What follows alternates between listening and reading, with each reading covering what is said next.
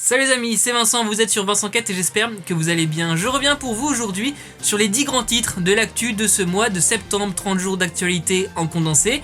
Au sommaire notamment de cette vidéo, la mort de la reine Elisabeth II, les manifestations en Iran et la guerre en Ukraine. Comme vous allez aimer cette vidéo, n'oubliez pas de mettre un like, de partager, de vous abonner à ma chaîne pour découvrir et comprendre encore plus de choses. C'est parti! La date du jeudi 8 septembre 2022 va rester dans l'histoire. À 19h30 en France, nous apprenions la mort de la reine Elisabeth II à l'âge de 96 ans dans son château de Balmoral en Écosse. Voici le communiqué diffusé par la famille royale britannique. L'état de santé de la reine s'était dégradé dans la journée, ses proches s'étaient rendus à son chevet. Pour la première fois en 70 ans, le Royaume-Uni s'est donc réveillé sans reine à sa tête. Pendant 10 jours, le pays a rendu hommage à la reine. Les Britanniques ont salué son cercueil en Écosse et à Londres où il a été exposé pendant 4 jours.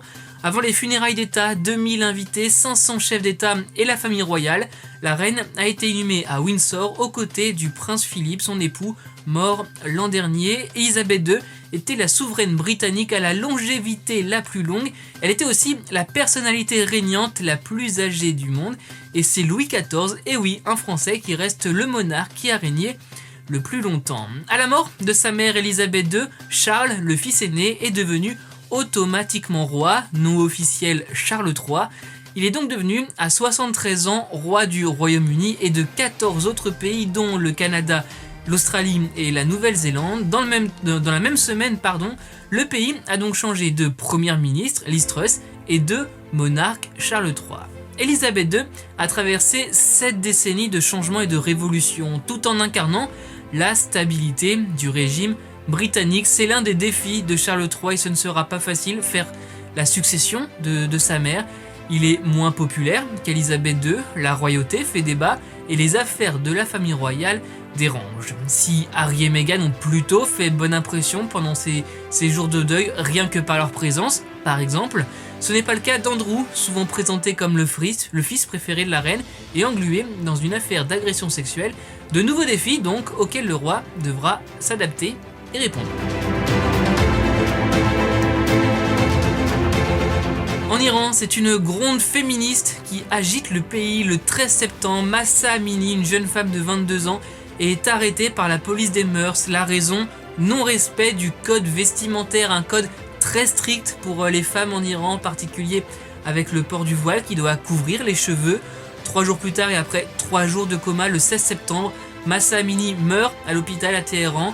Les médecins parlent d'un coup reçu à la tête.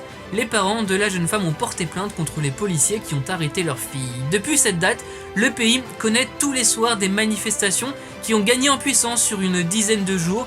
Des femmes brûlent leur voile et certaines se coupent les cheveux. La répression est sévère du côté des policiers. Les derniers bilans font état de plus de 70 morts.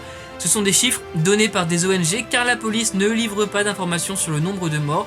On sait en tout cas, et c'est la police qui nous le dit, qu'au moins 1200 personnes ont été interpellées pendant ces manifestations. Les réseaux internet et mobiles ont été coupés, notamment pour empêcher de nouveaux rassemblements et la diffusion de vidéos sur les réseaux sociaux. Pour le président conservateur Ebrahim Raïssi, ce sont des émeutes et il a appelé les policiers à faire usage de la force dans la répression. En Iran, ce sont les manifestations les plus importantes depuis 2019. C'était alors contre la hausse des prix de l'essence.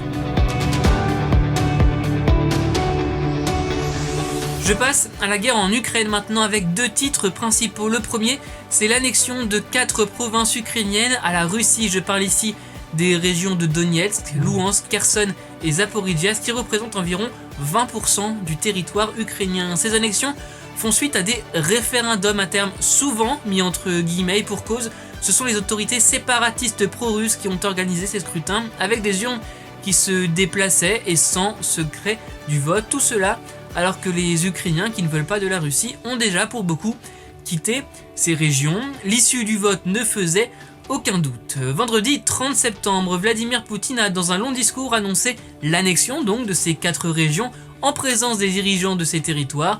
Parmi les phrases marquantes de son discours, en voici quelques-unes. La défaite de l'hégémonie occidentale est inéluctable. Nous allons défendre nos terres par tous les moyens. La victoire sera à nous, un discours très offensif de Vladimir Poutine. Les condamnations par l'Occident sont unanimes et fortes, notamment en Europe et aux États-Unis, puisque ces régions sont devenues russes. Une contre-offensive ukrainienne pour les récupérer, désormais qualifiée d'agression contre le territoire russe par Moscou, et ça risque bien de changer le cours de la guerre. Une autre actualité marquante sur la guerre en Ukraine, les gazoducs Nord Stream, des grands tuyaux au fond de la mer qui acheminaient le gaz de la Russie à l'Allemagne. Ces gazoducs auraient été sabotés, au moins 4 fuites ont été signalées, ces fuites provoquant d'immenses bouillonnements à la surface de la mer Baltique. Selon un premier rapport remis à l'ONU, l'origine serait, je cite, des centaines de kilos de TNT, un explosif. On ne sait pas qui est à l'origine de ce qui semble bien être des attaques. Je le précise, ces 2 gazoducs n'étaient plus en service, mais contenaient toujours du gaz. Allemagne, Suède et Danemark ont considérablement renforcé leur surveillance en mer. La Russie a ouvert une enquête pour acte de terrorisme international. International toujours, avec l'Italie, plus de 50 millions d'électeurs appelés aux urnes pour des élections législatives anticipées après la démission du précédent gouvernement. Le résultat est clair, la coalition de droite et d'extrême droite menée par Giorgia Meloni et son parti Fratelli d'Italia arrive en tête avec 44% des voix. Elle l'a annoncé, elle le souhaite, elle devrait être la prochaine chef du gouvernement italien, un poste où elle serait la première femme de l'histoire du pays. Ce scrutin a aussi été marqué par une très forte abstention. En Europe, ces élections ont fait réagir, la coalition était donnée en tête et les capitales européennes s'étaient préparées à ces résultats. Du côté de la France, l'Elysée parle d'un choix démocratique et appelle à continuer à œuvrer ensemble. Météo et climat maintenant avec l'ouragan Ian qui a semé le chaos sur son passage. Déjà à Cuba, où il a engendré une panne d'électricité généralisée et la mort de 3 personnes. Avant de toucher les États-Unis, notamment la Floride, les dégâts sont immenses. Le bilan est lourd, au moins 44 morts quand je tourne cette vidéo. Et ce bilan pourrait encore s'aggraver. Plus de 2 millions de personnes se sont trouvées sans électricité. En touchant la Floride, l'ouragan Ian était de catégorie 4 sur une échelle de 5. Vous vous rendez évidemment compte de l'intensité de ce phénomène. Des vents à 300 km/h qui arrachent tout, des inondations monstres. Il y a eu près de 4 mètres d'eau par endroit. Pour le président américain Joe Biden, ce pourrait être l'ouragan le plus meurtrier de l'histoire de la Floride. Pour le gouverneur de cet état, Ron DeSantis, c'est un événement qui se produit tous les 500 ans. La politique maintenant marquée pour ce mois de septembre par 2 affaires de violence contre les femmes. L'affaire Quatennens d'abord.